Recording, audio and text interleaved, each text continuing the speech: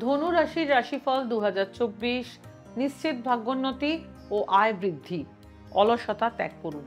কেমন যাবে ধনু রাশির 2024? প্রত্যাশায় পূর্ণতা হবে 2024 সালে ধনু রাশির জাতক জাতিকাদের। মাথা গরম হবে খুব।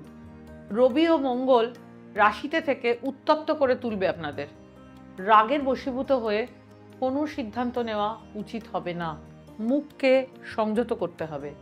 রাগ কিন্তু কেবল ব্যক্তিগত জীবনে নয়, কর্মক্ষেত্রেও সমস্যা দিতে পারে। বছরের প্রারম্ভে বৃহস্পতির পঞ্চমে অবস্থান আপনাকে ইমোশনাল করে তুলবে।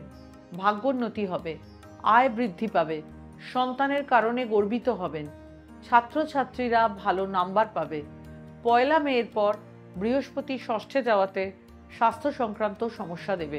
তৃতীয় শনির অবস্থান জাতক জাতিকাকে সাহসী করে তুলবে। অলসতা ত্যাগ করলে অনেক কিছু অর্জন হবে। রাহু চতুর্থে এবং দশমে কেতু উত্থান পতন দেবেন।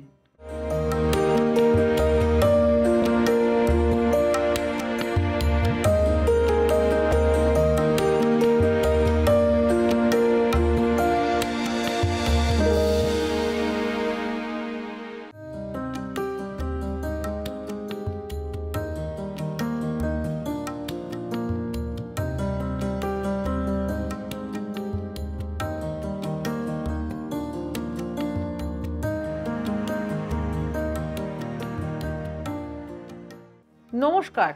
দেখতে দেখতে চলে এলাম ধনু রাশির বার্ষিক সার্বিক রাশিফল। এরপর বাকি রইল মকর রাশি, কুম্ভ রাশি, মীন রাশি। ধনু রাশির জাতক জাতিকারা বা যাদের ধনু রাশির নিজের লোক রয়েছে, মন দিয়ে আজকের অনুষ্ঠান শেষ পর্যন্ত দেখুন। যারা আমার অনুষ্ঠানের নিয়মিত দর্শক, তাদের প্রতি রইল অভিনন্দন। যারা আজ প্রথমবার ইউটিউবে আমার অনুষ্ঠান দেখছেন, ভালো লাগলে আমার YouTube channel Ganesh Sadhika রাজশ্রীকে subscribe করবেন। আপনারা সাবস্ক্রাইব করেন বলেই তো আজ আমরা 1.5 লক্ষের বৃহৎ পরিবার।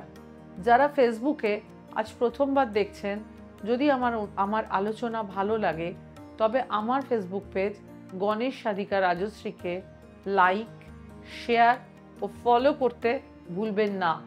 2024 সালে ধনু রাশির জাতক জাতিকাদের নতুন আয়ের উৎস খুলবে।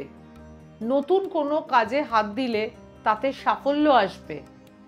এপ্রিলের পর ষষ্ঠে বৃহস্পতির প্রভাবে বিজনেসে খানিকটা উত্থান পতন আসবে।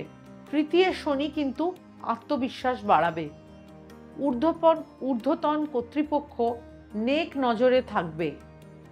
চাকরিজীবীদের জন্য 2024 বিশেষ শুভ। পদোন্নতি হবে, বেতন বৃদ্ধি পাবে। আগের বছরগুলোতে আটকে থাকা কাজ হয়ে যাবে। বছরের আরম্ভটা আর্থিক দিক থেকে খুব ভালো। একাদশে বৃহস্পতির প্রভাবে আয়ের ধারাবাহিকতা থাকবে। কাউকে ধার দেবেন না, ধার ফেরত পাবেন না, বরং সম্পর্ক নষ্ট হবে। বিভিন্ন পথে আপনাদের আয় হবে। পারিবারিক দিক থেকে 2024 আপনাদের জন্য ভালো মন্দ মিশ্র ফল দেবে। ব্যস্ততার কারণে পরিবারকে বিশেষ সময় দিতে পারবেন না।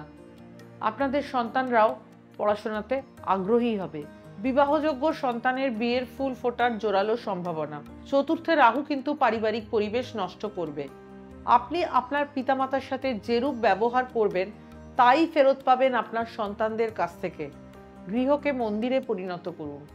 বাড়ির সকলে গীতা পাঠের অভ্যেস করুন। নমস্কার।